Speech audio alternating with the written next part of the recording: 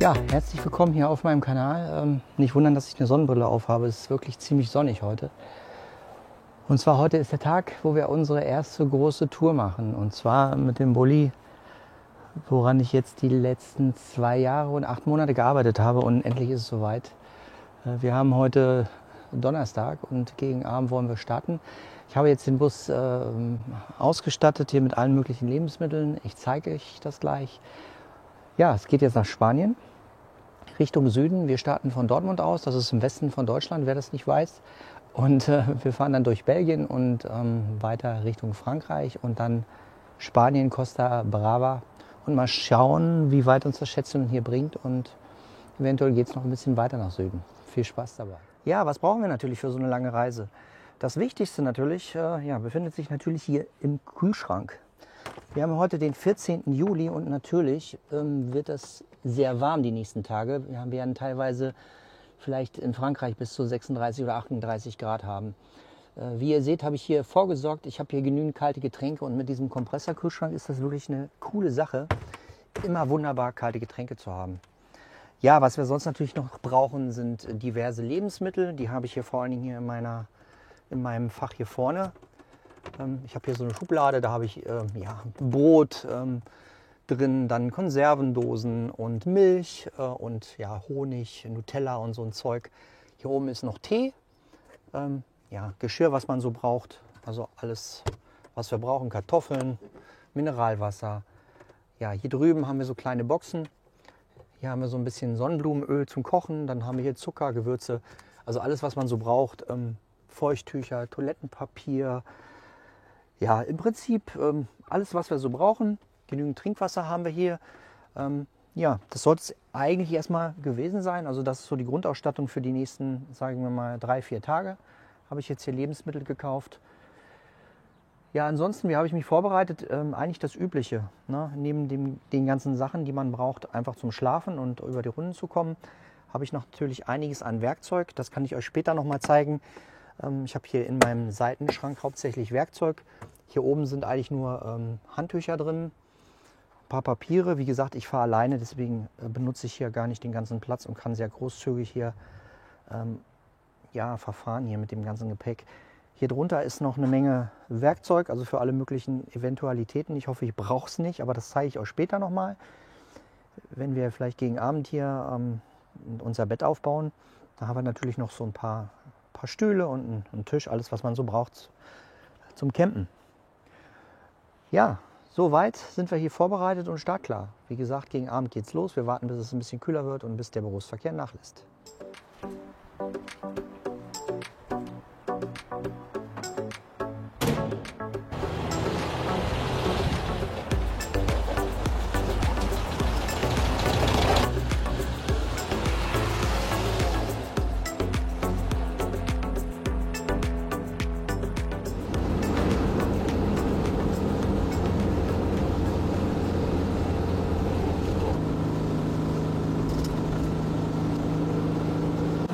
Wir sind jetzt hier im Sauerland und ich bin jetzt schon hier so ein paar Kilometer die Berge hochgefahren.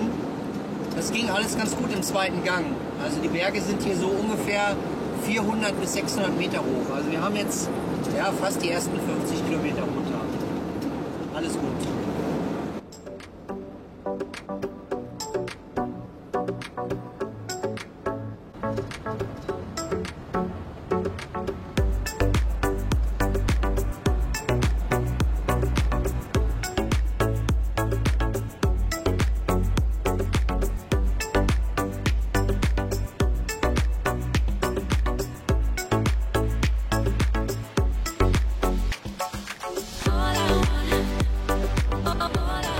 So, ich hatte eigentlich gerade das Gefühl, ich habe mich so ein bisschen verfahren oder mein GPS-Signal von meinem Navigationsprogramm hat rumgesponnen. Irgendwie kam mir so ein paar Ecken hier auf der Fahrt so ein bisschen bekannt vor. Aber gut, wir sind jetzt in Wipperfürth im Sauerland und hier stand gerade 41 Kilometer oder 40 Kilometer bis Köln. Wir scheinen schon auf dem richtigen Weg zu sein und die Himmelsrichtung stimmt eigentlich auch. Südwest, Südwest, West müsste eigentlich hinkommen. Ja, ich habe jetzt tatsächlich gerade festgestellt, dass meine Sigic Navigationssoftware, obwohl ich die Premium-Version gekauft habe, irgendwie rumspinnt und das GPS-Signal absolut hin und her flippt und mich sogar jetzt gerade wieder in die Gegenrichtung versucht hat zu schicken und trotzdem, also es ist eine Vollkatastrophe, keine Ahnung. Ich habe jetzt wieder auf Apple Maps gewechselt, das funktioniert wenigstens zuverlässig und ich bleibe jetzt dabei. Und ja, es sind jetzt immer noch irgendwie 38 Kilometer bis Köln, aber gut, Hauptsache wir sind auf der richtigen Straße jetzt.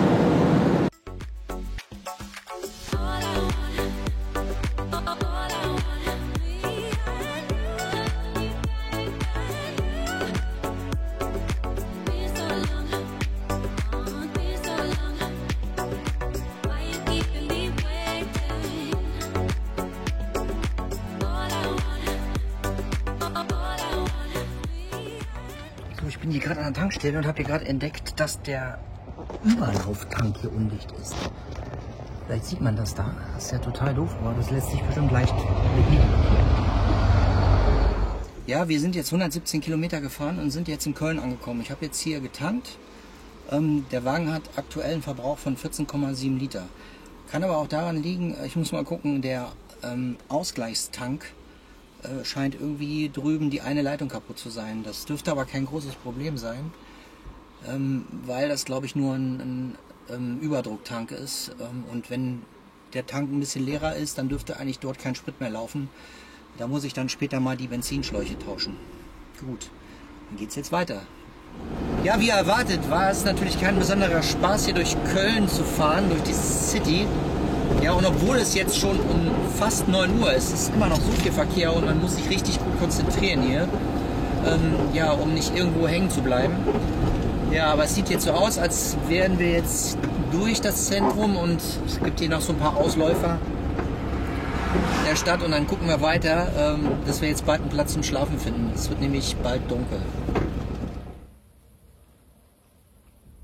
Da haben wir jetzt nochmal Glück gehabt. Also es ist jetzt nach 21:30 Uhr und ja, ich hatte schon gedacht, ich finde nichts Vernünftiges, aber tatsächlich hier in der Nähe von Zülpich an einem See habe ich hier einen offiziellen Wohnmobil-Stellplatz gefunden. Müssen wir sehen, ob das was kostet hier, aber gut, es ist jetzt abends und ich habe jetzt keine Lust noch hier weiterzufahren. Mal schauen, auf jeden Fall ein schöner Platz hier. So, dann schauen wir mal, was wir zu tun haben hier, um uns für die Nacht vorzubereiten. Es wird ja nun wirklich gleich dunkel. Ja, wir sind jetzt soweit fertig hier mit den Sachen. Ich muss gleich noch mal ein Bett machen, aber kommen wir mal zu dem Tag, wie es heute war. Ja, ich muss sagen, alles hat wirklich gut geklappt. Man konnte relativ entspannt fahren. Natürlich war es ein bisschen schwierig, in Köln zu fahren. Das war aber zu erwarten. Nach Köln durch die Stadt fahren ist nie besonders lustig. Aber hat alles gut geklappt und jetzt auch die Stellplatzsuche hat gut geklappt. Das Einzige ist, hier ist ein See in der Nähe, das heißt, ich habe jetzt die Moskitonetze aufgespannt, weil ich damit rechne, dass hier auch Mücken sind. Ich glaube, ich habe da draußen schon ein paar gesehen. Ja, sonst, ich glaube, wir sind so 170, 180 Kilometer gefahren, müsste ich nochmal nachgucken. Ja, der Bus ist gut gelaufen und abgesehen von dem kleinen Ölleck am Ausgleichsbehälter von, nicht Öl, sondern Benzinleck, am Ausgleichsbehälter vom Tank, ist alles wunderbar, der Bus läuft gut, ohne Probleme. Ja, eine Kleinigkeit ist mir noch passiert, während der Fahrt ist der Kühlschrank aufgegangen und die ganzen Sachen sind rausgefallen. Also ich glaube, ich muss da doch eine Sicherung anbringen. Ich habe eigentlich gedacht, das hält so, aber ich muss mir da noch was einfallen lassen, vielleicht so eine kleine Kante auf den Kühlschrank kleben oder an die Glasplatten kleben, damit die schweren Dosen und die Flaschen nicht rausrollen. Aber das ist alles halb so wild. Nee, alles gut geklappt, wunderbar.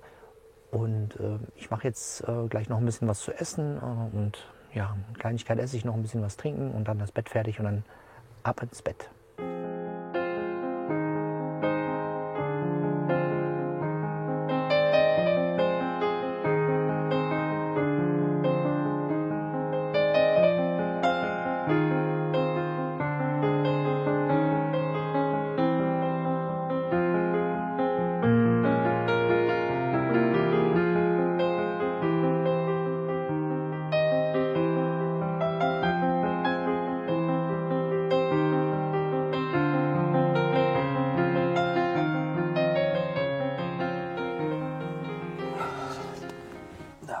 Ja, guten Morgen.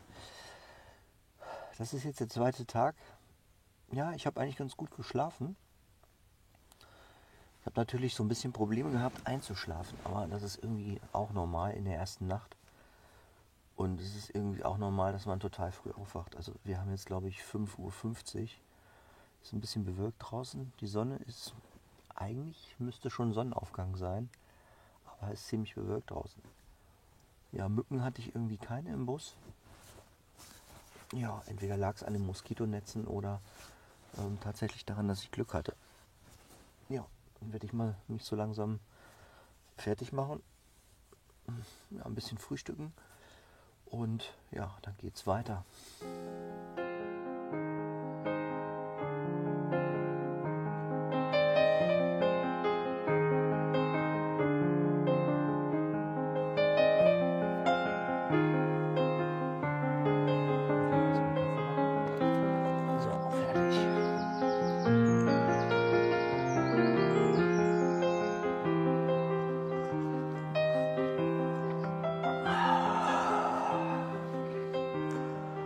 Ja, so kann man es auch aushalten.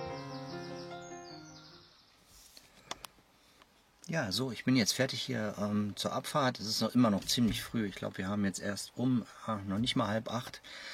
Ich habe jetzt gerade festgestellt, dass ich irgendwie doch keinen Benzinschlauch im Auto habe. Ich habe eigentlich gedacht, ich hätte so ein bisschen Benzinschlauch mitgenommen, um hier diesen Ausgleichstank da fertig zu machen. Aber habe ich nicht. Deswegen fahre ich jetzt zur ATU. Der ist auch gar nicht so weit weg, 12 Kilometer. Der hat jetzt auch schon auf um die Uhrzeit und besorgt mir so einen Schlauch.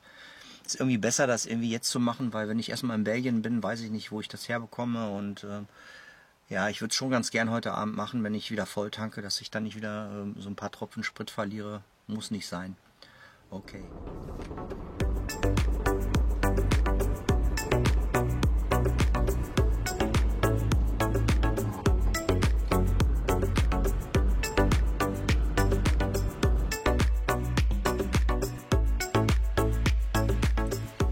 Ja, ich war jetzt gerade bei ATU und habe jetzt hier meinen Benzinschlauch bekommen. Naja, der war nicht ganz billig, aber immerhin ist ja wohl gute Qualität. Schauen wir mal.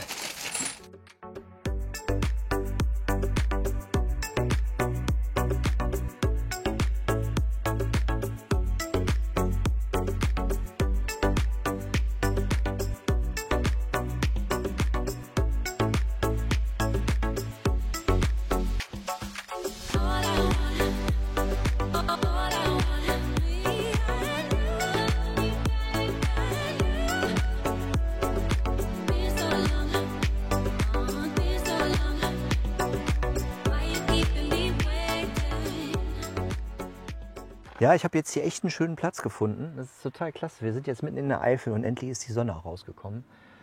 Ja, dann wollen wir jetzt erstmal frühstücken. Na? Genau. So, dann machen wir mal einen Kaffee.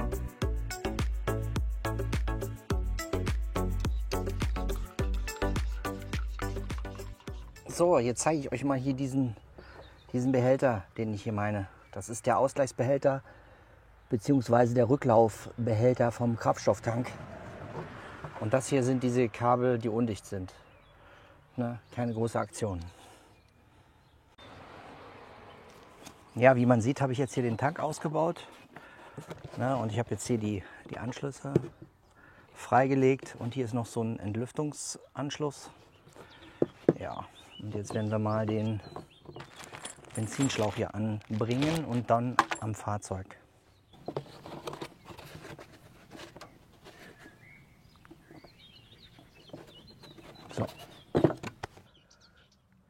So, das scheint jetzt in Ordnung zu sein.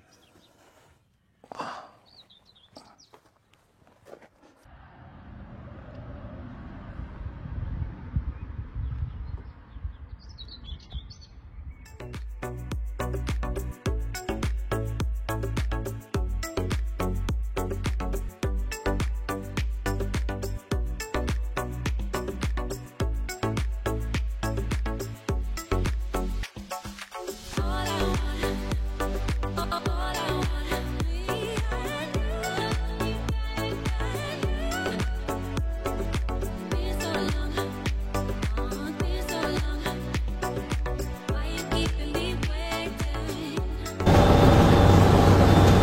Die Straßen hier in Belgien sind eigentlich ziemlich cool. Klein und kurvig.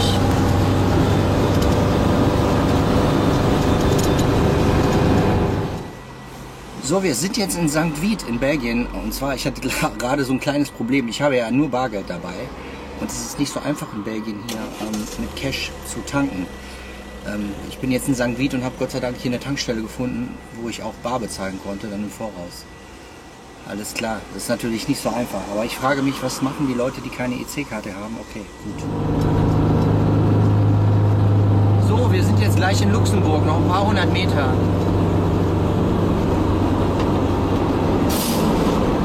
Es war wirklich nur ein kurzer Ausflug nach Belgien. Womit ich nicht gerechnet hätte, ist, dass die Leute hier irgendwie alle Deutsch sprechen. Aber scheinbar gibt es dann doch einen Teil in Belgien, wo die Leute Deutsch sprechen. War mir gar nicht so bewusst.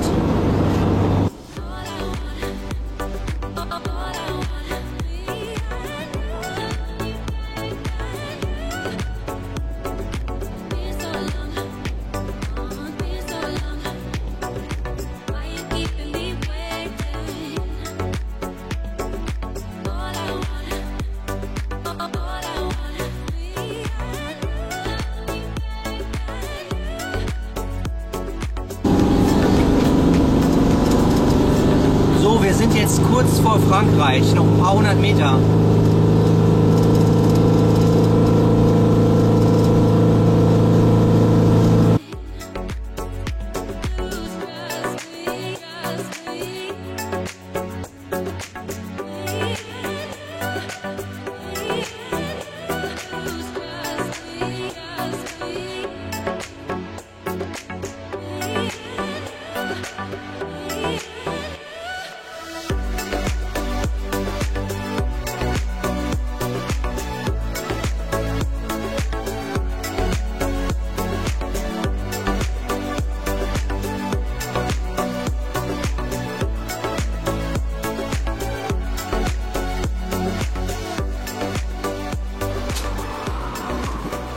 Ja, wir sind jetzt hier in Toul, weiter südlich, südwestlich in Frankreich immer noch, na klar.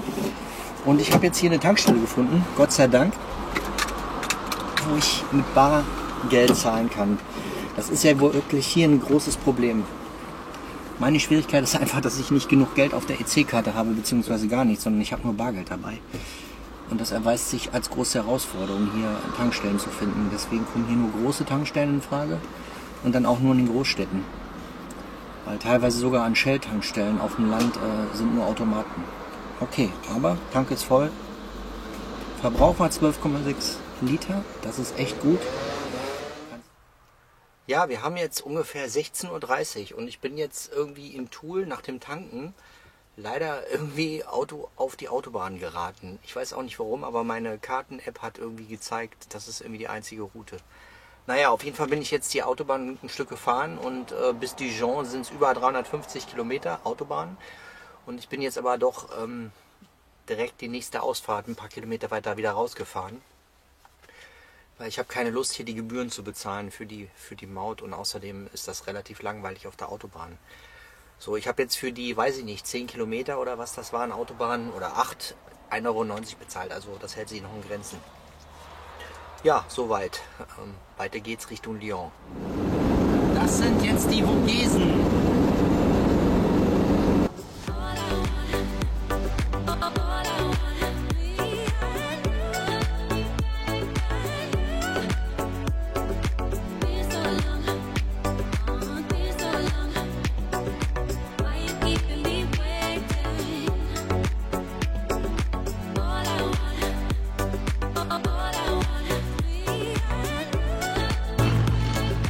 Ja, kleine Mittagspause jetzt.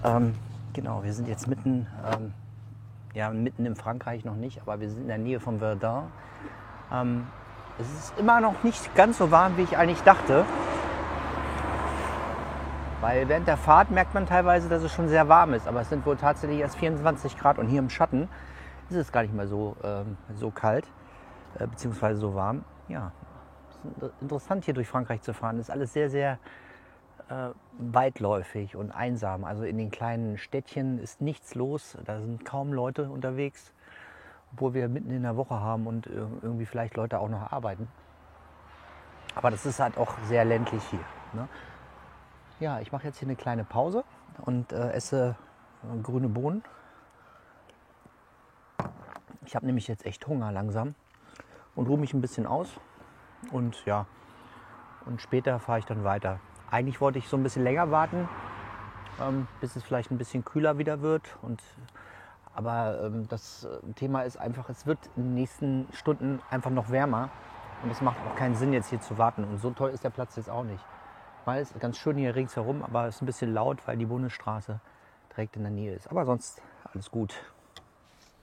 Puh, ja, endlich Pause.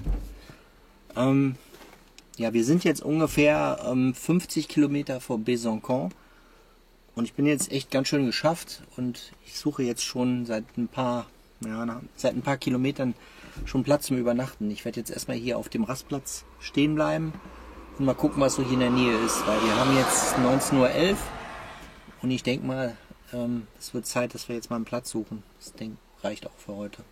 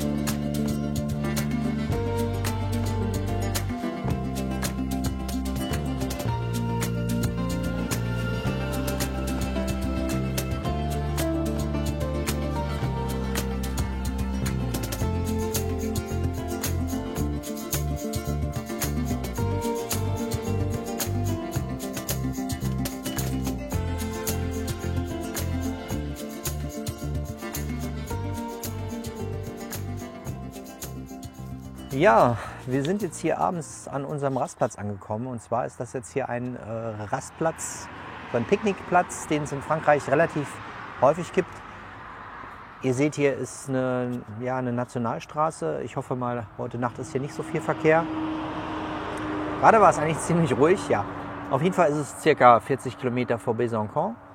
Und ja, ich mache mich jetzt gleich fertig. Ich habe geduscht und werde gleich noch was essen. Ein bisschen ausgeruht. Ja, und bald geht's ins Bett. Ja, wie war denn der Tag heute? Ja, also heute Morgen bin ich ja sehr früh aufgestanden. Ne? Also ich war ja ultra früh wach, schon kurz vor 6. Aber das ist am ersten Tag meistens so. Das Wetter heute war nicht so toll. Ganz am Anfang, wir hatten sogar ein paar Regentropfen. In Deutschland natürlich. Wie könnte es anders sein? Ja, aber im Laufe des Tages ist es immer besser geworden. Bin dann quasi nach Belgien rübergefahren, nach ein paar Kilometern. Dann nach Luxemburg und dann wieder nach Belgien, also immer hin und her. Luxemburg ist ja sehr klein. Ja, und letzten Endes bin ich jetzt in Frankreich. Was ich sagen muss, Frankreich ist schon sehr, sehr weitläufig. Also ich bin hier heute über 400 Kilometer gefahren. Habe ich gar nicht gedacht, dass es so viel ist. Und ja, unglaublich viele Felder. Ne? Sonnenblumenfelder ohne Ende. Es ist warm, aber noch nicht so warm, wie man befürchten konnte. Wir hatten heute so 26 Grad und die Luft draußen, wenn man so die Hand rausgehalten hat, war schon relativ angenehm. Nichtsdestotrotz, so gegen Abend, so 18, 19 Uhr, bin ich dann schon ein bisschen geschafft gewesen und habe gesagt, jetzt muss ich irgendwie anhalten. Ja, ein guter Tag. So ein bisschen tricky war die Geschichte wieder mit dem Tanken. Ne? Ihr wisst ja, habe ich ja schon oft genug erwähnt, dass ich nur Cash dabei habe. Und es ist nicht so einfach, hier eine Tankstelle zu finden, die Cash nimmt. Ne? Und ich bin so ein bisschen auf die großen Städte angewiesen. Mal sehen, morgen will ich wieder tanken. Also ich will es nicht ganz ausreizen, unbedingt den Tank leer fahren, weil ich habe irgendwie keine Lust, da irgendwo liegen zu bleiben. Aber schauen wir mal. Also insgesamt ein sehr, sehr schöner, angenehmer Tag und entspannend und ich hoffe, ich kann auch gut schlafen. Bis morgen früh. Ja, morgen. Willkommen hier an diesem schönen Samstag. Das ist echt ein wunderbarer Tag und ich habe echt gut geschlafen, muss ich sagen. Die Matratze ist echt klasse. Ja, und was auch irgendwie ganz witzig war, ich habe gestern Abend, wo ich hier angekommen bin, so einen Typen getroffen. Und zwar kam der gestern mit seiner Harley hier an und hatte irgendwie nur einen Tarp und einen Schlafsack dabei. Und der war gerade auf der Rückreise und will jetzt Richtung Belgien nach Hause fahren. Wir haben uns ganz gut unterhalten gestern, irgendwie noch ein Bier zusammen getrunken und auch heute Morgen irgendwie einen Kaffee und er ist jetzt gerade weg. Also man trifft ja echt nette Leute, muss ich sagen. Ja, und es ist echt schon ziemlich warm und ich mache mich jetzt so langsam fertig. Eigentlich wollte ich jetzt noch frühstücken. Ich glaube aber, es macht Sinn, ein paar Kilometer zu fahren, solange es noch nicht so heiß ist. Weil heute soll wirklich der erste richtig heiße Tag werden hier unten. Und deswegen werde ich jetzt, glaube ich, erstmal ein bisschen fahren. Auto zusammenpacken und dann erstmal in den See stechen. Dann will ich nochmal Motoröl kontrollieren, ob alles in Ordnung ist. Ja, das gehört sich natürlich so.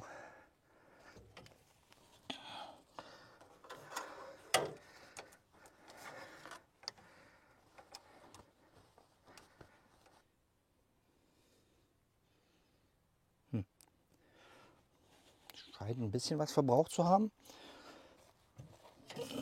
Nochmal messen. Man weiß natürlich auch nicht, ob das Auto jetzt gerade steht. Na gut. Ein bisschen was können wir nachkippen, würde ich sagen. Ja, machen wir das mal.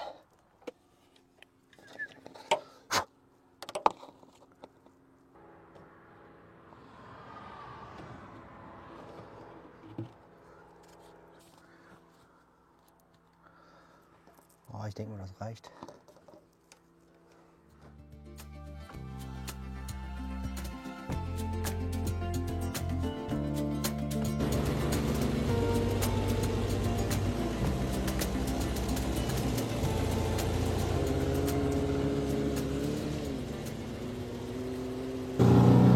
So, los geht's. Wir haben Samstag und weiter geht es Richtung Dijon, Besançon.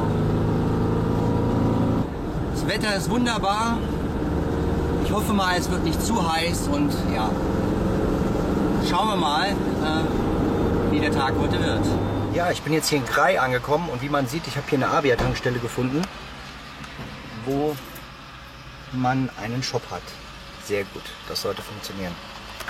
Ja, es hat alles gut geklappt mit dem Tanken, wunderbar. Und der Wagen hat 12,5 Liter verbraucht. Also der Verbrauch scheint sich weiter Richtung unten zu bewegen. Das ist ja positiv. Allerdings habe ich jetzt auch hier über 2,11 € oder so bezahlt für den Liter. Aber diesmal ist es super E5 sans plan, also bleifrei, hoffe ich zumindest. Okay. So, das ist Grailles. Schöne Stadt hier, wunderbar hier. Wir haben so einen schönen Fluss. Sieht wirklich gut aus hier.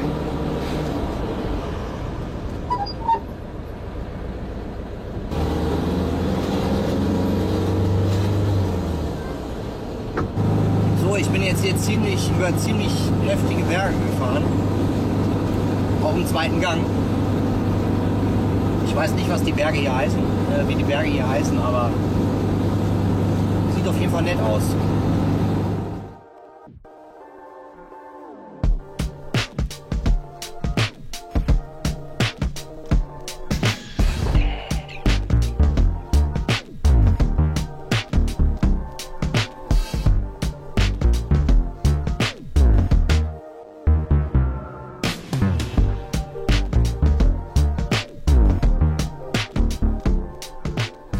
Ja, wir sind hier gerade angekommen in Neuville-sur-Rhin. Das ist eine nette kleine Stadt an einem Fluss.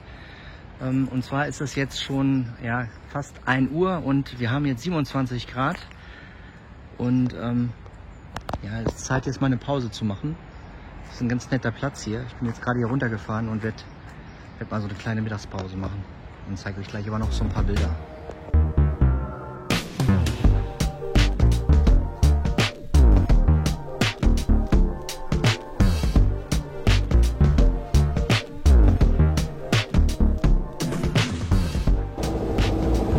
So, nach unserer langen Mittagspause geht es jetzt weiter. Es ist jetzt 5:15 und wir haben 30 Grad. Ja, wir sind jetzt kurz vor Lyon und jetzt geht es weiter auf der Nationalstraße.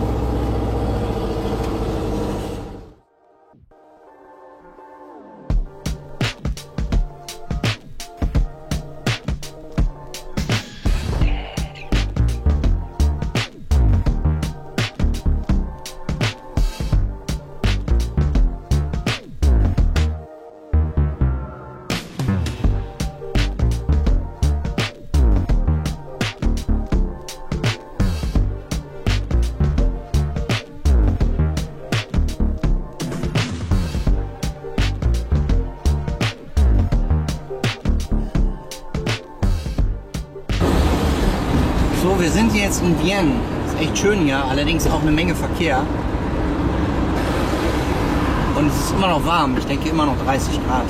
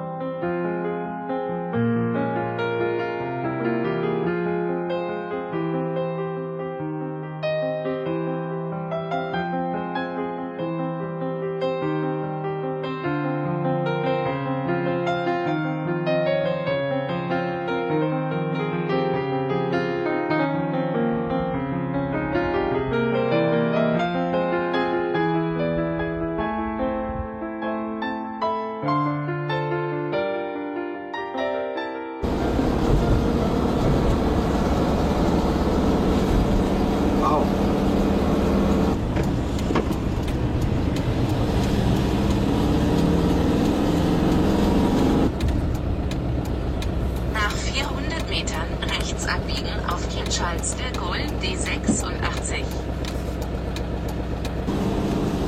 Das sieht so ein bisschen aus wie an der Mosel hier. Weinberge gibt es hier auch. Ist eine schöne Stadt, muss ich ja sagen. Oh, wie man sieht, ist der Platz gar nicht so schlecht. Ich habe eigentlich gedacht, dass der schlechter ist hier. Es sah erst wie so ein Baumarktparkplatz aus, aber hier ist so eine kleine Bucht. Die ist reserviert für Wohnmobile. Ja, alles im Allen, schöner Platz. Da oben sind überall Weinberge.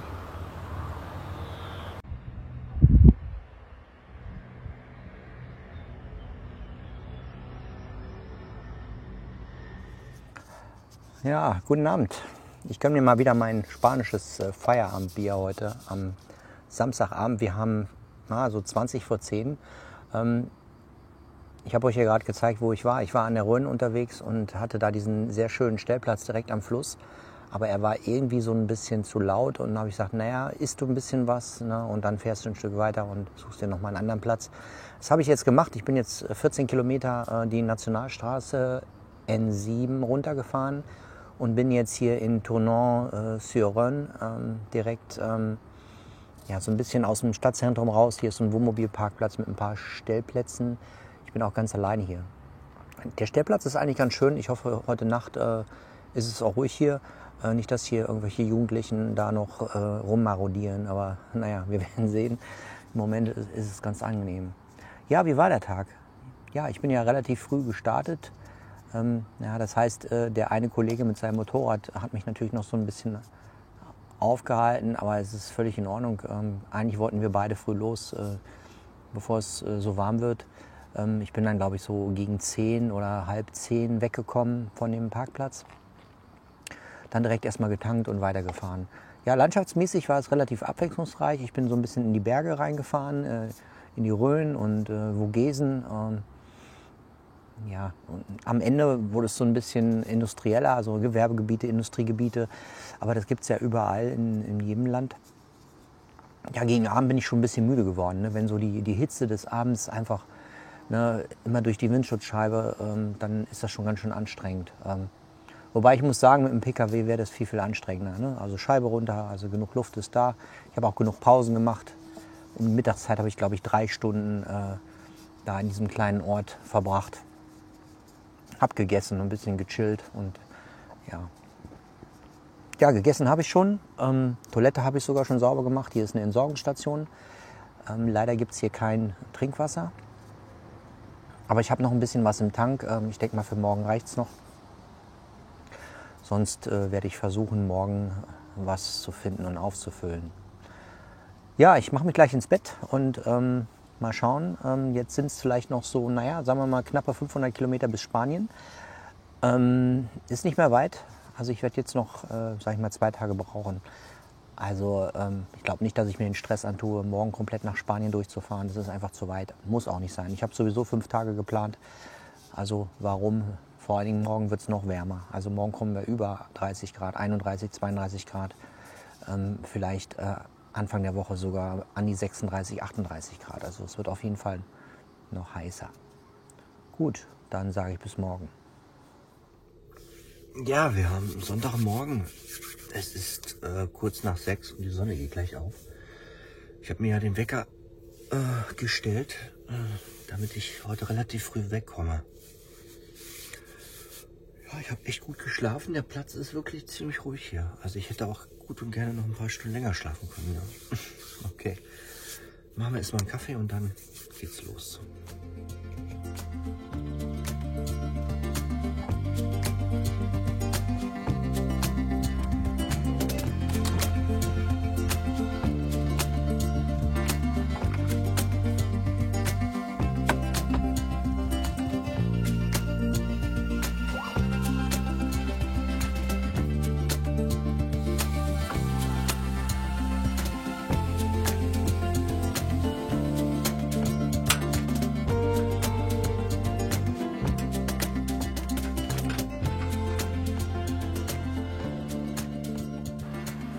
So, kurz jetzt vor der Abfahrt. Wir haben fast um 7. Die Sonne ist aufgegangen und wir fahren jetzt los.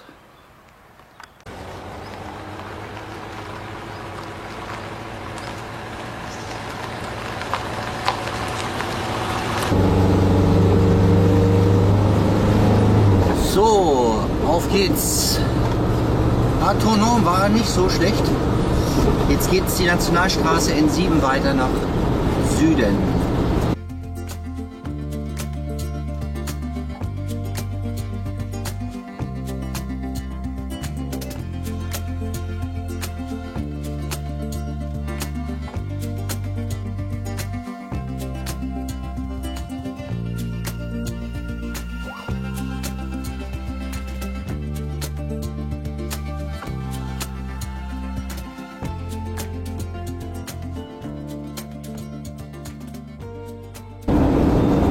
Jetzt 8:37 Uhr. Wir sind ungefähr 60 Kilometer nördlich von Nîmes.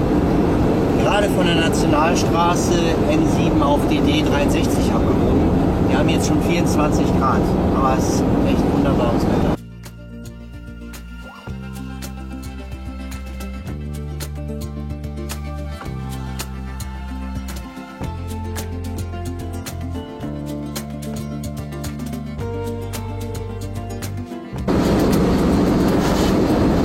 Gerade total die krasse Strecke.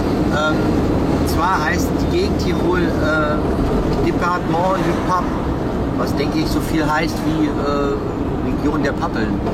Jetzt weiß ich auch warum.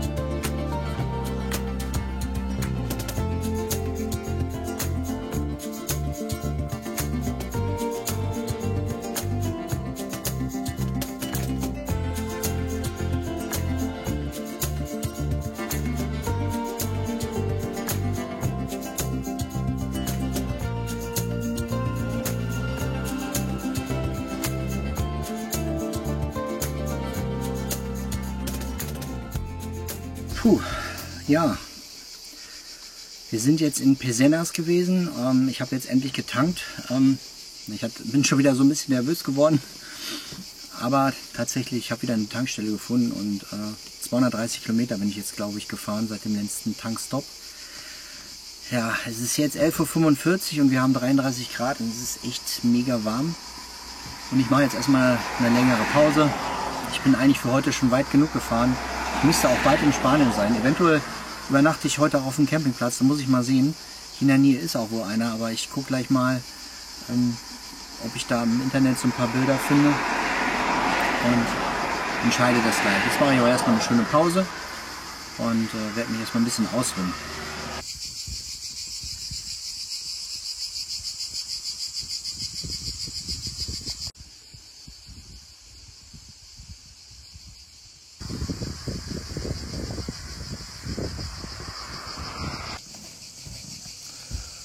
So, wir sind jetzt heute Mittag, ist ja immer noch Sonntag. Wir sind hier auf dem Weingut Montrose und ich habe jetzt gerade meine Mittagspause, glaube ich, beendet. Es ist jetzt 14:30 Uhr und ich werde jetzt noch circa 34 Kilometer fahren. Und zwar habe ich gesehen, dass irgendwie ein Campingplatz direkt am Strand ist und ich hatte ja ursprünglich gedacht, dass ich hier bleiben wollte direkt, aber warum soll ich jetzt hier auf den Campingplatz gehen, wenn ich irgendwie einen haben kann, der nicht so weit weg ist, der in der Nähe vom Wasser ist, ne? Und ein paar Kilometer kann man ruhig noch fahren, das ist jetzt noch früh am Tag. Ja, ich habe Spaghetti gegessen, beziehungsweise Nudeln mit Tomatensauce, das ist okay, 2 Teller, jetzt bin ich erstmal satt und ja, jetzt kann es weitergehen.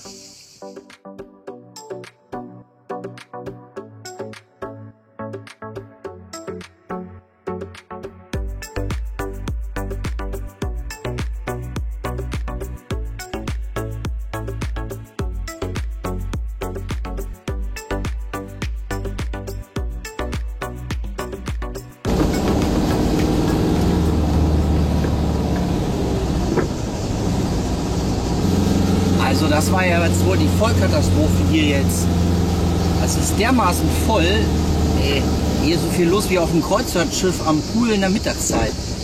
Mein Gott, hier kann man wirklich nicht bleiben, ey. Nee, also das macht überhaupt keinen Sinn hier. Meine Güte. Ich fahre jetzt hier wieder weg.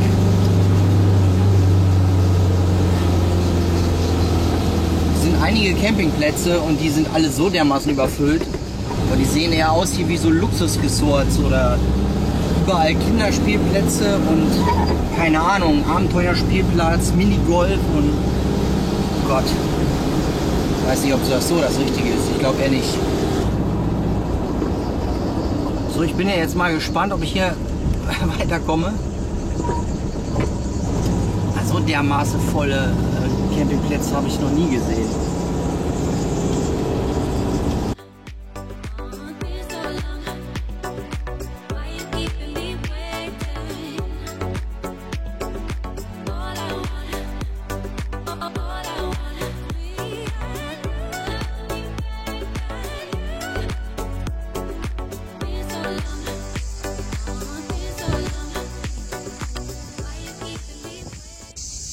Ja, das ist jetzt hier der Stellplatz.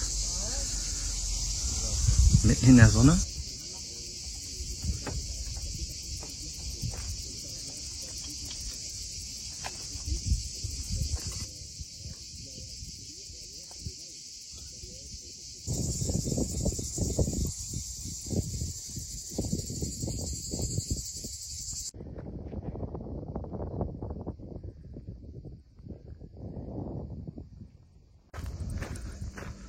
So, ich gehe jetzt mal eine Runde schwimmen.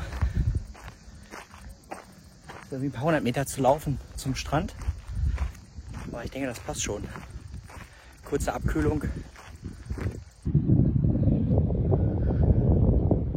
Die französische Mittelmeerküste. So, da sind wir jetzt angekommen. Noch ein bisschen nach vorne, dann hüpfen wir mal ins Wasser.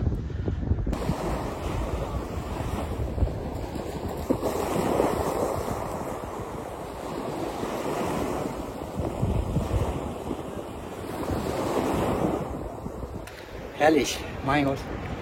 Ich denke, das Wasser hat über 26 Grad, wunderbar.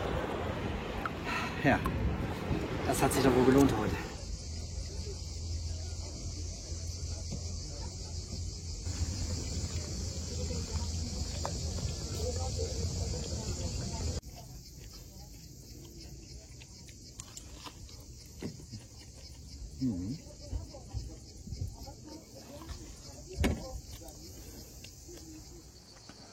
Ja, guten Abend.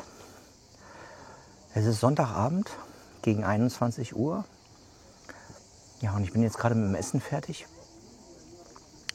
und habe mir gerade einen Maiskolben gemacht, also 4 Stück gegrillt auf dem Gasgrill und hätte auch nicht gedacht, dass das Ding so satt macht. Oh, Mann. Na gut, ich habe auch noch ein paar Kartoffeln gegessen und noch 3 Scheiben Toastbrot. Okay, aber bis zum Schlafengehen. Okay, wird das schon wieder. Ja, wie war der Tag heute? Ich bin ja recht früh losgefahren. Das war auch echt eine gute Idee und so gegen bis mittags 230 Kilometer gefahren. Habt ihr ja gesehen vorhin. Hatte einen ganz schönen Rastplatz. Wollte ursprünglich dort in der Nähe auf den Campingplatz fahren, habe mich aber doch dazu entschieden, weiterzufahren und irgendwie an einen Campingplatz zu fahren, der am Strand liegt. Das war aber ein Griff ins Klo, weil die beiden Plätze, die ich angefahren habe, das war wie auf dem Rummelplatz da. Also abgesehen davon, dass sowieso kein Platz war. Also das war wie, weiß ich nicht, wie bei Kids World. Das war, glaube ich, nicht so das Wahre, mitten in so einem Touristengebiet. Also ich bin dann weitergefahren an der Küste und bin jetzt auf dem Stellplatz hier. Habt ihr ja gesehen, das ist eigentlich ein ganz netter Platz. Ich meine, es ist nicht viel Komfort. Es gibt Frischwasser, Abwasser. Ja, Toiletten gibt es hier keine, also man kann nur die eigene benutzen. Aber der Platz ist eigentlich ganz gut, ist relativ günstig, 10 € ungefähr für 24 Stunden. Und man kann 500 Meter laufen und ist dann am Strand. Das ist total klasse da. Also ich war ja vorhin da, habt ihr gesehen. Und das Wasser ist super. Ja, jetzt geht die Sonne bald unter, die geht ja schon so 20 nach 9 hier unter. Wir sind ja hier weiter südlich, da geht die Sonne etwas früher unter als in Deutschland. Ja, alles in allem, alles gut gegangen. Morgen fahre ich nach Spanien, das sind ungefähr meine Route 120 Kilometer bis zur Grenze. Das ist mein Ziel. Aber morgen früh würde ich erstmal durch Narbonne fahren und dort ein bisschen einkaufen gehen, nochmal tanken und dann geht es dann nach Spanien. Na? Und ja, soweit alles gut. Ich sag mal schon mal gute Nacht und wir sehen uns dann morgen früh.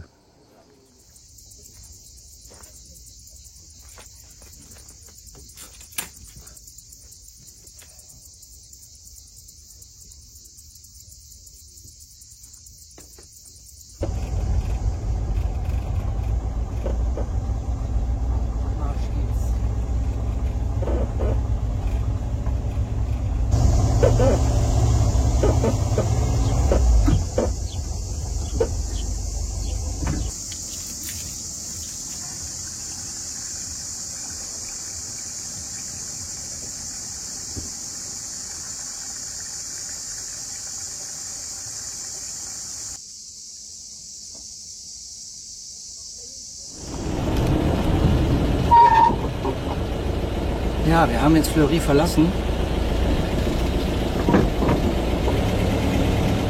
Oh je, wir sind hier direkt am Hafen. Hier ist auch nicht was los. Boah, ist das eine unglaubliche Wärme. Vor allem liegt das an der Luftfeuchtigkeit. Es ist enorm feucht durch das Meer. Extrem.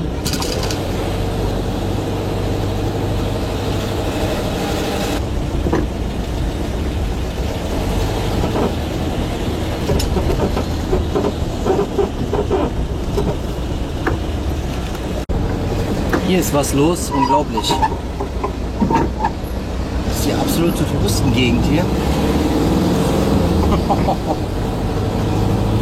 Wahnsinn.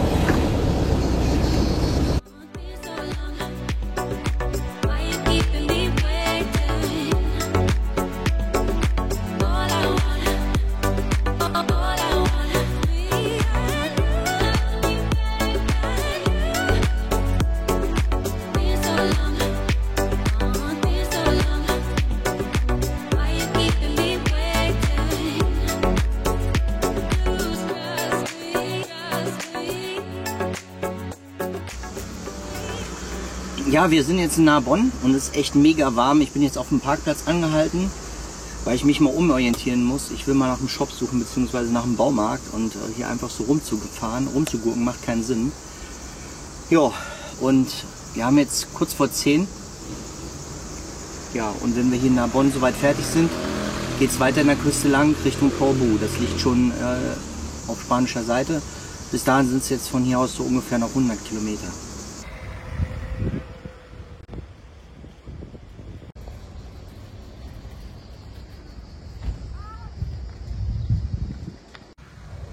So, ich war jetzt gerade hier einkaufen, und zwar einmal hier in diesem Baumarkt, Tridomé.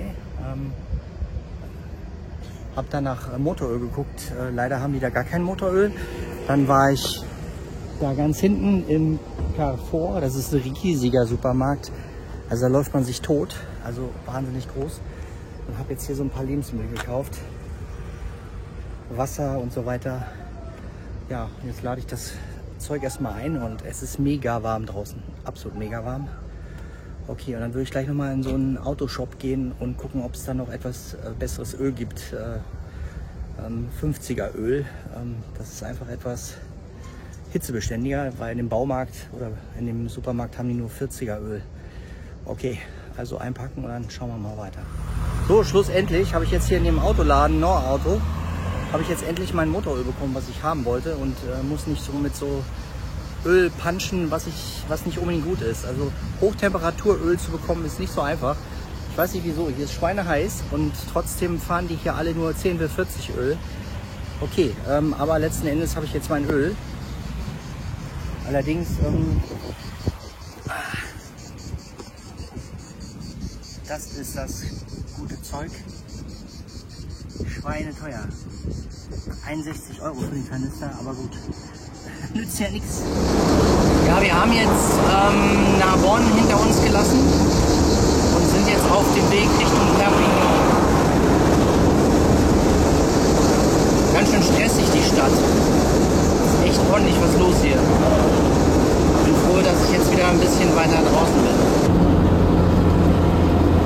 So, wir sind jetzt bald in Spanien. Das kann nicht mehr so weit sein. Es sind auf jeden Fall schon die Pyrenäen zu sehen da hinten. Schauen wir mal. Im Moment bin ich hier wieder auf so einer kleinen Straße gelandet. Aus irgendeinem Grund hat er mich hier runtergeführt von der Bundesstraße. Schauen wir mal, wo es hier hingeht.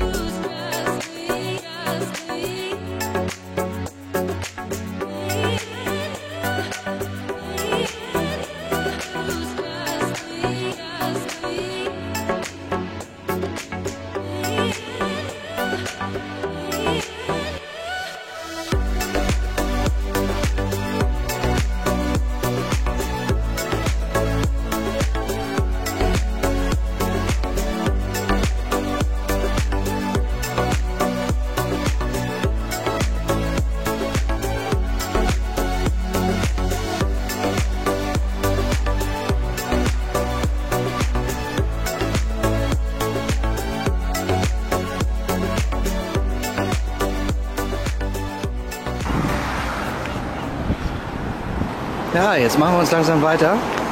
So ungefähr 20 Kilometer vor Portbou, und mal sehen, wenn mein Platz, den ich mir ausgesucht habe für heute, in Ordnung ist, dann kann es sein, dass wir jetzt sowieso nur noch 26 Kilometer fahren. Ja, schauen wir mal.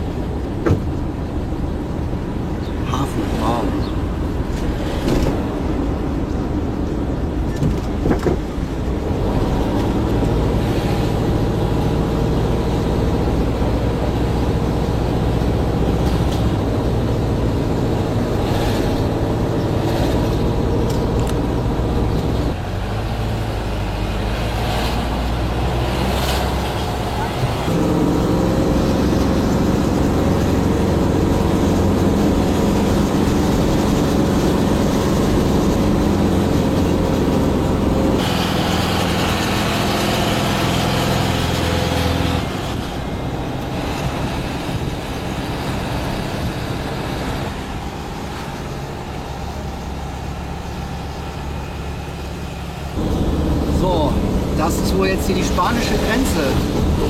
Auch nicht schlecht.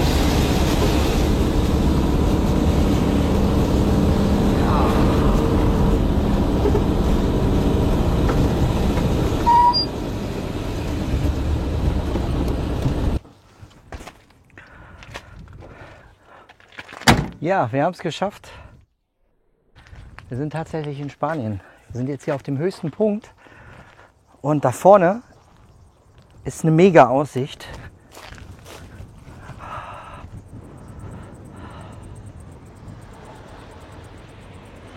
Echt schön hier oben. Überall sind solche Häfen. Herrlich. Ja, wir haben späten Nachmittag jetzt und ich fahre jetzt, glaube ich, nur noch ein paar Meter und dann suche ich mir schon einen Platz.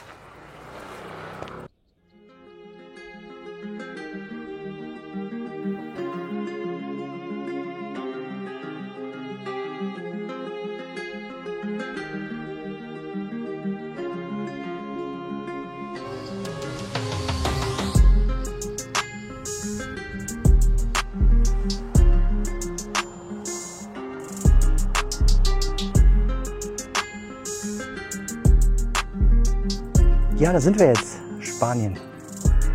Endlich angekommen. Ah, wunderbar hier. Jetzt sind es ungefähr noch 15 Kilometer bis zu meinem Lagerplatz.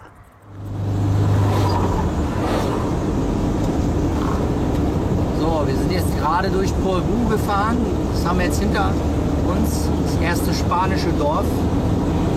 Und jetzt sind es nur noch gute 3 Kilometer.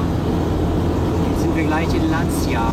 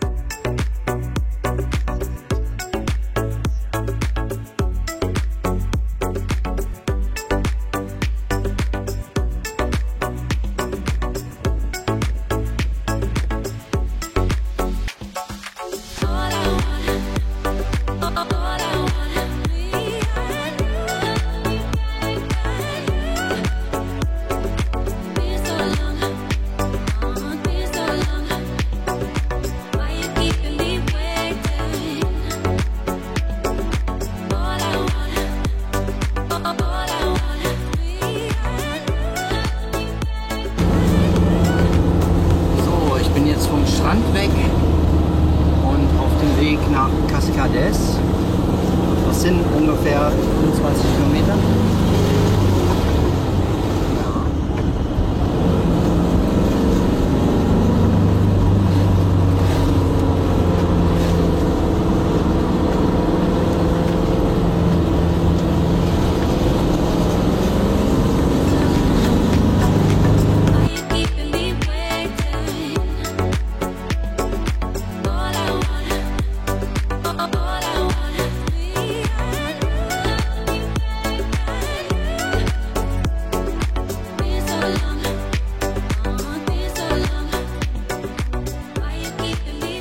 Ja, wir sind jetzt in Cascais angekommen, auf unserem Stellplatz.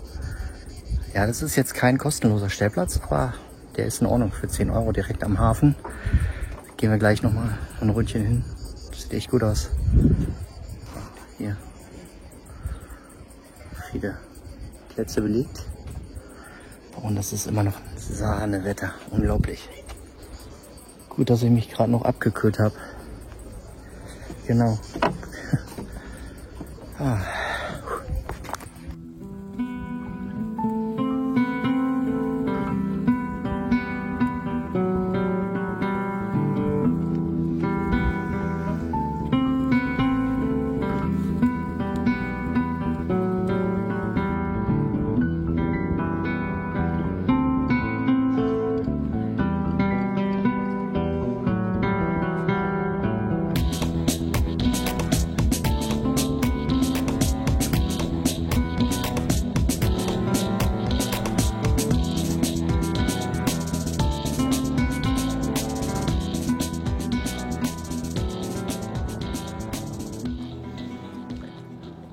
Ja, guten Abend.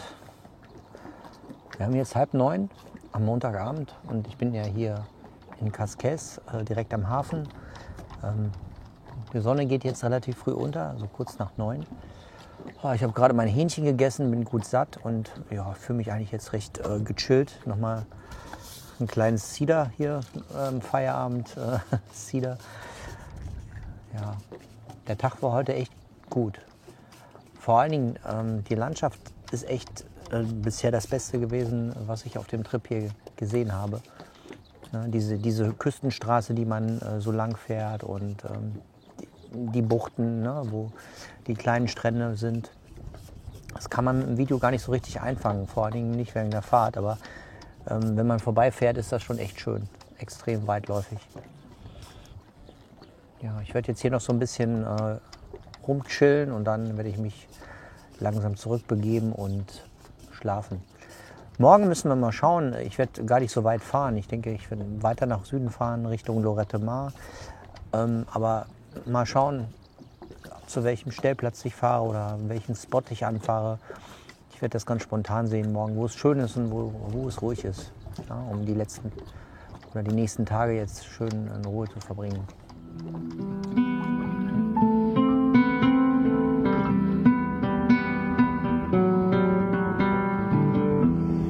Morgen hier am Dienstag. Oh, mein Gott, ich bin noch echt ganz schön müde. Aber wie man sieht, das Wetter ist wieder wunderbar. Leicht windig. Ich werde jetzt erstmal einen Kaffee trinken. Das ist das Erste, was ich machen muss.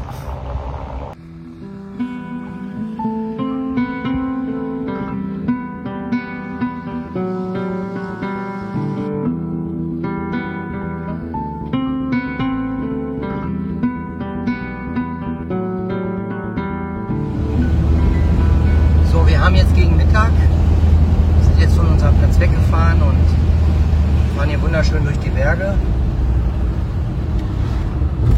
Hier sind gerade schon so ein paar beeindruckende Passstraßen gewesen.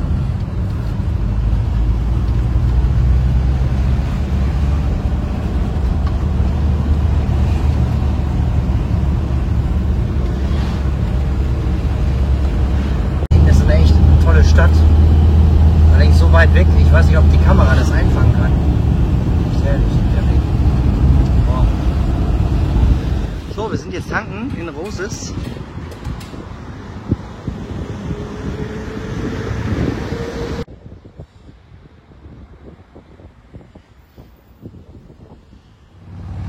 So, ich bin jetzt hier gerade in einem spanischen Aldi gewesen. Das ist echt klasse. Spontan angehalten, obwohl ich eigentlich noch genug zu essen habe und zu trinken. Aber ich sag mal, günstiger komme ich nicht mehr dran und der Laden ist echt cool, muss ich sagen. Da gibt es eine Menge Sachen, die es bei uns hier gar nicht gibt. Oder zumindest nicht zu so vernünftigen Preisen. Vor allen Dingen hier Tinto de Verano, das ist total lecker. Und ja, Lambrusco, mal gucken, wie das schmeckt. Ja, und hier frischen Cidre, Wasser. So, jetzt habe ich aber definitiv für die nächsten Tage hier genug Lebensmittel.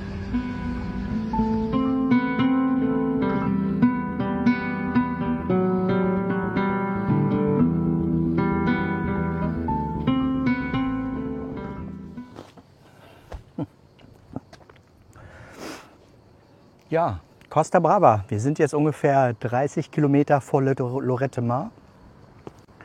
Und ich bin gerade durch so einen Ort gefahren. Boah, das war mega anstrengend, weil so voll, so viel Verkehr. Also eine Boutique neben der nächsten, also wie an so einem typischen spanischen Strand. Ja, also in diesen Touristengegenden ist es echt nicht einfach. Ich bin jetzt froh, dass ich wieder so ein bisschen hier in die Berge reingefahren bin. Die Küstenstraße ist jetzt wieder so ein bisschen einsamer und ich habe jetzt hier einen schönen Aussichtspunkt gefunden. Ja, und es ist immer noch gut warm. Allerdings fühlt es sich das eher wärmer an, als es wirklich ist. Ich zeige euch mal ein paar Bilder hier.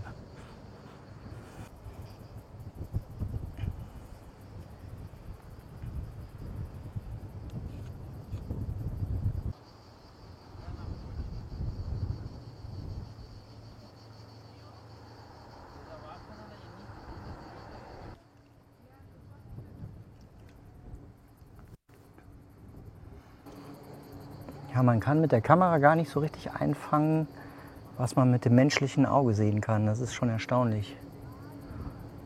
Zumindest nicht mit einer normalen Kamera. Wahnsinn.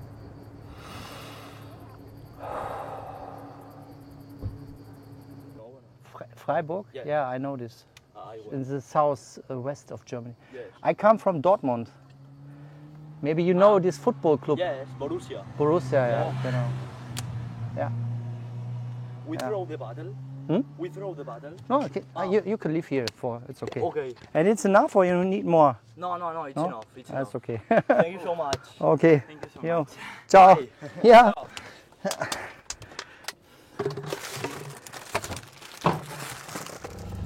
So, weiter geht's jetzt hier von meinem Rastplatz.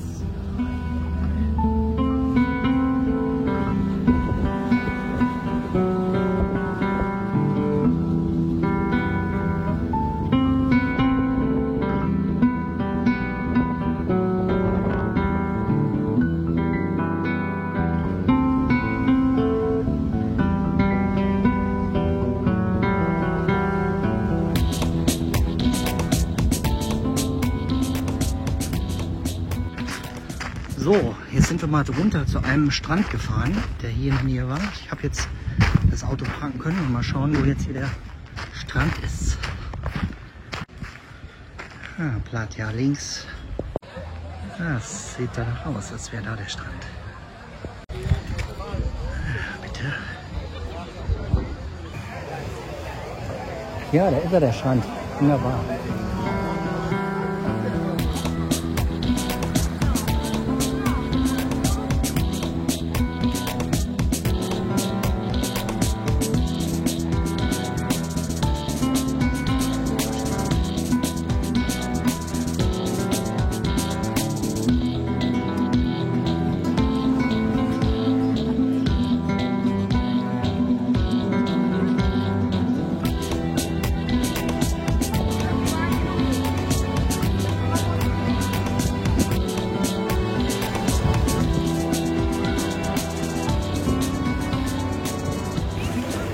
So, wunderbar, jetzt hier echt, ich habe mich jetzt gut abgekühlt.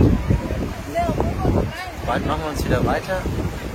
Ich will noch ein paar Kilometer fahren Richtung Lloret de Mar und dann kurz danach gucke ich mal, ob ich einen Übernachtungsplatz finde. Mal schauen, wie es da aussieht.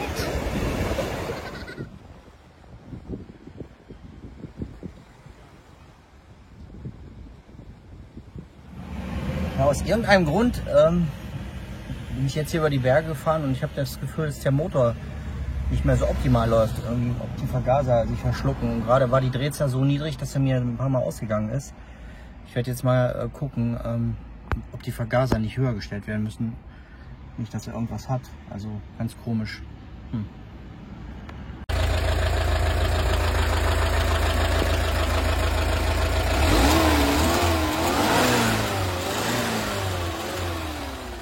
Scheint alles normal zu sein. Komisch.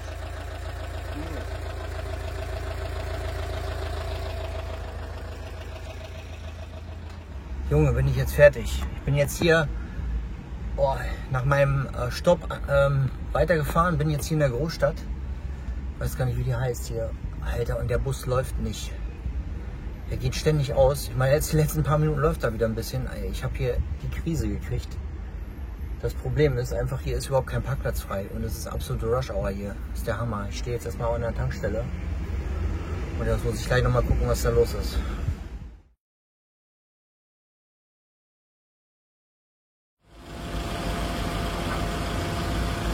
Tja, so ist es leider zu Ende gegangen. Bis nach Lloret de Mar bin ich gekommen. Und das war's. Naja, ganz so schnell ist die Sache noch nicht zu Ende, aber wie ihr gerade erahnen könnt, ist die Reise jetzt nicht so geendet, wie ich mir das erhofft habe. Also das Kernproblem war einfach, dass der Motor angefangen hat im Leerlauf, wenn ich durch die Stadt gerollt bin und wenn ich gekuppelt habe. Ja, da ist die Drehzahl abgesackt und der Motor ist ausgegangen und musste den Motor immer wieder neu starten. Und ja, aus irgendeinem Grunde ist die Drehzahl abgesackt und ich habe halt gedacht, das liegt am Vergaser. Aber Es lag wohl nicht am Vergaser. Nichtsdestotrotz bin ich an dem Abend aus Lorette Mar abgeschleppt worden von einem Abschleppdienst. Der hat mich allerdings nur 3 Kilometer weiter weggeschleppt und da habe ich erstmal die Nacht verbracht und habe gehofft, am nächsten Morgen, ja, dass mir dort jemand hilft an der Werkstatt. Leider ja, waren die jetzt auch nicht besonders fit. Ich habe zunächst erstmal ein paar andere Sachen probiert, um herauszufinden, woran es lag. So, die ganze Zeit hatte ich keine Lust, irgendwas aufzuzeichnen, weil ich natürlich ganz schön die Schnauze voll hatte. Aber ich bin jetzt quasi hier und ja, bin zu so einer Werkstatt geschleppt worden, beziehungsweise an so einen Abschleppdienst. Und hier in der Nähe war eine Werkstatt und er hat sich das heute Morgen angeguckt, aber im Prinzip glaube ich, ist es das, was ich sowieso schon wusste. Das ist hier die Zündkerze, dass eine Gewinde kaputt ist. Und heute Abend kommen Ersatzteile und dann versucht er da einen Reparatursatz einzubauen, um das Gewinde zu reparieren. Ich hoffe, das hilft und funktioniert. Ich habe heute jetzt, weil ich noch genug Zeit habe, bis heute Abend hier, bis hier irgendwas passiert, habe ich schon mal alles abgebaut, dass man hier besser dran arbeiten kann.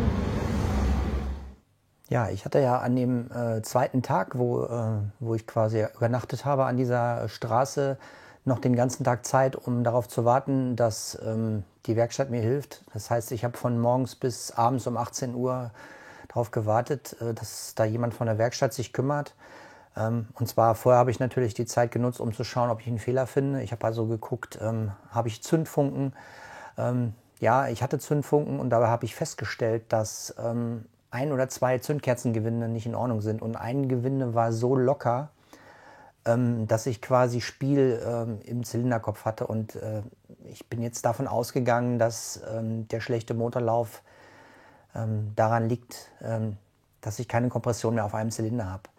Und ja, deswegen bin ich erstmal davon ausgegangen, okay, Zündkerzengewinde, kommt eine neue Buchse rein und damit ist die Sache erledigt. Leider war dem nicht der Fall. Das ist jetzt hier mein Platz, vielleicht sogar für 2 Tage. Schweinelaut hier direkt an der Autobahn, aber immerhin an einem sicheren Platz.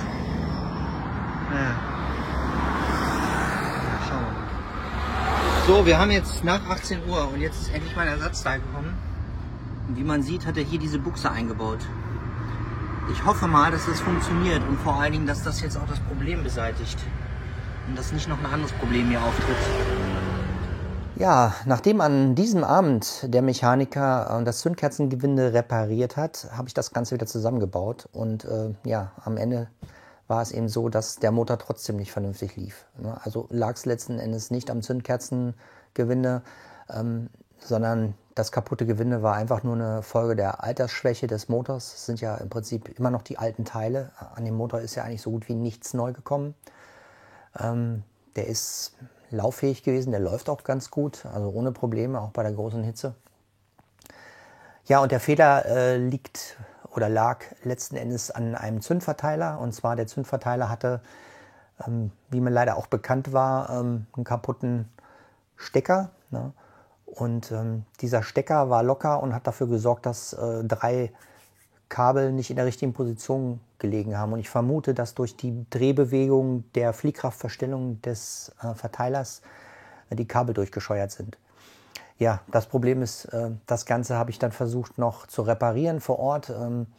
Habe versucht, hilfsweise diese Kabel zu flicken, aber ich hatte keine Schrumpfschläuche dabei und das ist alles so eng, dass ihr diese Kabelverbindung einfach nicht flicken könnt. Ne? Also ihr könnt im Prinzip nur da Originalkabel nehmen und das bedeutet eigentlich einen komplett neuen Zündverteiler, den ich natürlich nicht hatte.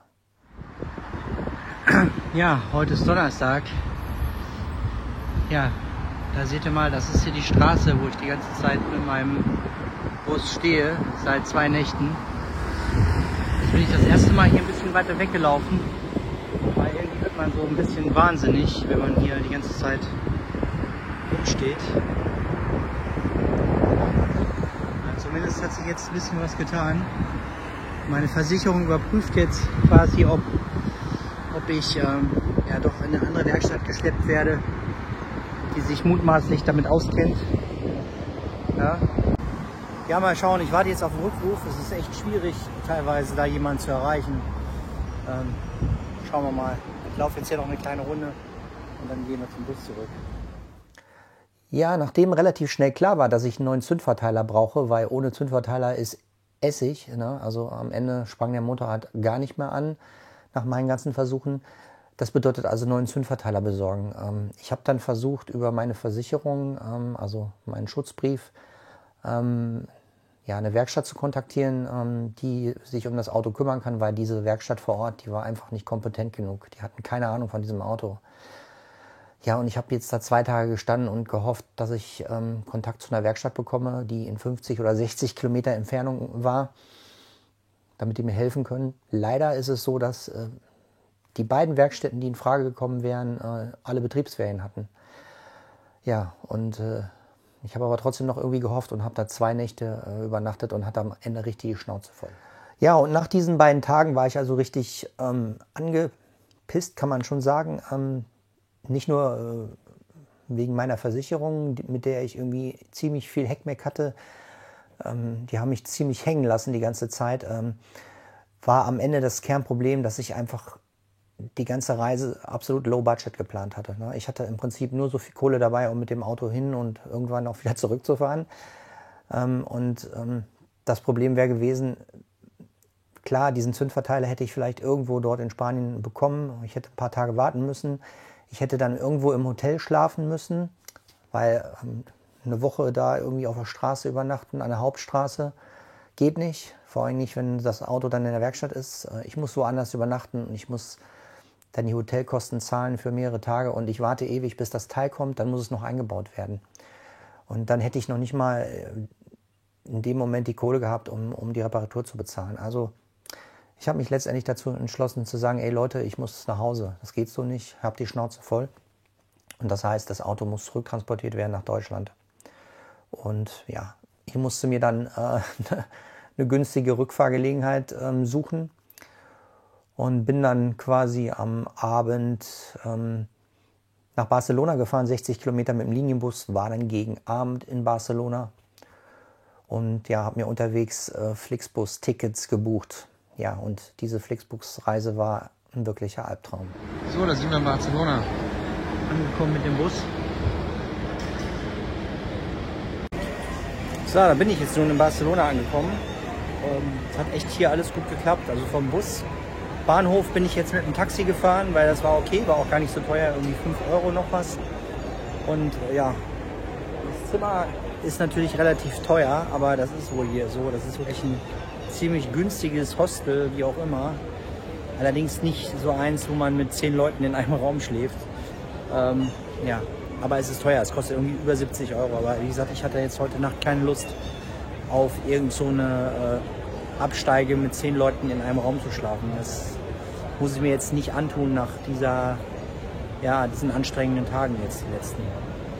So, wunderbar. Morgen gucke ich mir die Stadt ein bisschen an. Ich habe ja morgen noch ein bisschen Zeit bis 18:30 Uhr, dann fährt mein Bus. Und dann gucke ich mir morgen in Ruhe die Stadt noch an. Heute mache ich gar nichts mehr. Nur noch ein bisschen duschen und dann gehe ich schlafen.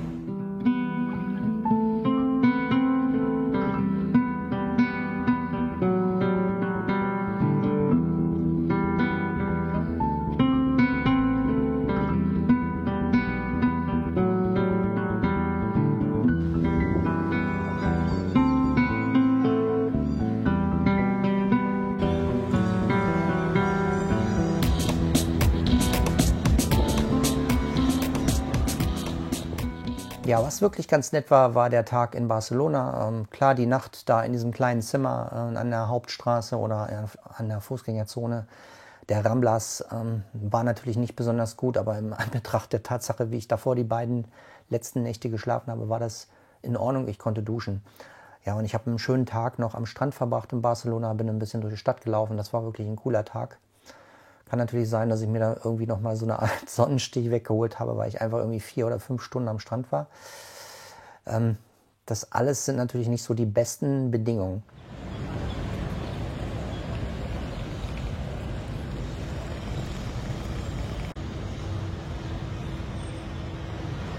Ja, guten Morgen.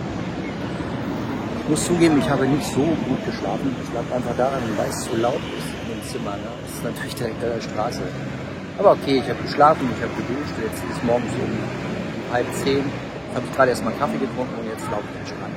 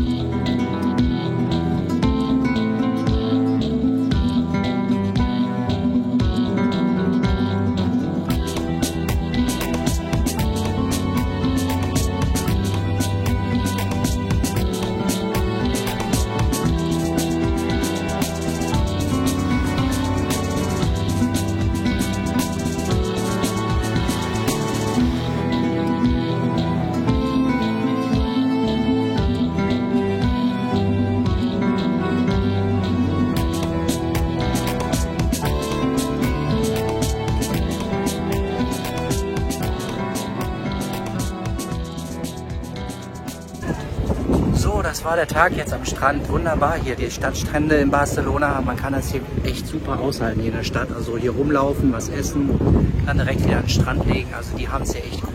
Total klasse. Es sind auch überall Duschen am Strand. Und ja, aber trotzdem, ich fahre jetzt zum Busbahnhof und langsam geht der Tag hier zu Ende. Ja, und dann schauen wir mal, dass das mit meinem Bus heute Abend klappt und ich dann auch heute Abend im Bus nach Deutschland sitze. Bis später. Ja, ich will euch gar nicht so sehr langweilen mit dieser Flixbus-Reise, aber ich habe quasi die ganzen 25 Stunden von Barcelona bis wohin bin ich gefahren? Nach Frankfurt am Main, habe ich eigentlich nicht geschlafen. Ich konnte nichts essen, weil ich war völlig fertig. Also mein Magen war irgendwie völlig daneben. Ich konnte gar nichts essen. Ich habe nur was getrunken. Und ihr könnt euch vorstellen, wenn ihr 2 Tage nichts esst, dass es euch nicht so gut geht. Und der Typ in dem Bus, der hat die Klimaanlage total hochgezogen. Ich habe mir dann noch irgendwie einen weggeholt wegen dieser eiskalten Luft, obwohl wir draußen über 30 Grad haben. Aber ich habe mich am Ende dann gefühlt, als wäre ich die Strecke von Barcelona zu Fuß zurückgelaufen. Dann war der Bus auch noch 2-3 Stunden zu früh in Frankfurt. Das heißt, mein Anschlussbus, der war dann irgendwie, fuhr erst abends und ich hätte dann noch 4,5 Stunden da am Bahnhof warten müssen. Und ich war so fertig, dass ich gesagt habe, komm, ich steige in Intercity und fahre die restlichen Kilometer noch mit dem Intercity nach Dortmund. So, ich sitze jetzt im ICE aus Frankfurt Richtung Duisburg und dann nach Dortmund. Das war eine mega anstrengende Fahrt. Ich sag gleich nochmal was dazu, weil ich fühle mich echt nicht so gut, aber das ist schon ganz, ganz lange. Ich habe irgendwie Magenprobleme und Sodbrennen und dann irgendwie, weiß ich nicht, 24 Stunden in diesem Bus. Das ist echt der Hammer. Okay, aber jetzt schon überleben. Ich musste dann einmal in Duisburg umsteigen und wie soll es anders sein? Der ICE kam natürlich zu spät. Also Vollkatastrophe. Dann habe ich in Duisburg noch ewig gewartet. Dann kam die S-Bahn nicht, dann musste ich 3-mal hin und her laufen. Oh, ich war so fertig am Abend. Also das war echt eine bittere Geschichte, diese ganze Rückreise. Ne? Also das hat ja leider meiner Reise nochmal so ein bisschen, ja, so einen Stoß versetzt, wo ich sage, okay, ja, aber dumm gelaufen, das kann passieren. Ja, was ist nun mein Fazit? Ja, der Bus ist super gelaufen eigentlich die ganze Zeit. Der luftgekühlte Motor lief wunderbar. Eigentlich ohne Probleme, selbst bei der großen Hitze macht dem gar nichts aus. Klar, er hat ein bisschen Öl verbraucht, aber es liegt einfach daran, dass der, ja, das ist ein alter Motor und ich muss ihn vielleicht komplett nochmal revidieren. Also nicht nur kosmetische Sachen machen, sondern nach 41 Jahren, glaube ich, braucht er mal, vielleicht doch mal eine Generalüberholung. Also die Reise war wirklich gut. Der Bus hat super funktioniert, also meine ganzen Camping-Sachen waren klasse, richtig gut. So ein paar Kleinigkeiten würde ich vielleicht für die nächste Reise noch mal ein bisschen verbessern, aber im Prinzip optimal, der Kühlschrank ist perfekt. ja, ich habe letzten Endes ein paar Tage gebraucht, um mich nach der Reise zu erholen. Ich konnte, als ich zu Hause war, glaube ich habe fast 2 Tage nur gepennt, habe fast nichts gegessen und dementsprechend war ich ziemlich fertig. Ja, also körperlich war es sehr anstrengend, die letzten 2, 3 Tage, aber die Reise an sich war sehr, sehr schön und ich hoffe, beim nächsten Mal, vielleicht nächstes Jahr, bin ich besser vorbereitet und vor allen Dingen reise ich nicht mit Low Budget. Also ihr braucht schon eine Reserve. Also wenn ihr so wenig Kohle dabei habt, dass ihr irgendwie keine Zwischenfälle einplanen könnt, dann ist es nicht so die beste Idee. Aber das war auch nicht so geplant von mir. Ursprünglich wollte ich ja zu zweit fahren. Das hat leider nicht geklappt und ich bin dann am Ende alleine gewesen. Ja, aber ich wollte mir das irgendwie nicht versauen lassen und unbedingt dieses Jahr mal in den Süden fahren. Und das habe ich gemacht. Ich bin nach Spanien gekommen und ich bin immerhin auch bis Lloret de Mar gekommen. Und das war eigentlich mein Ziel. Alles andere war Bonus. Ja, das war's jetzt mit meinem ersten Reisevideo. Ich hoffe, euch hat's gefallen und ihr habt so ein paar kleine Einblicke bekommen, wie das Leben so ist. Und ja, wir sehen uns bald.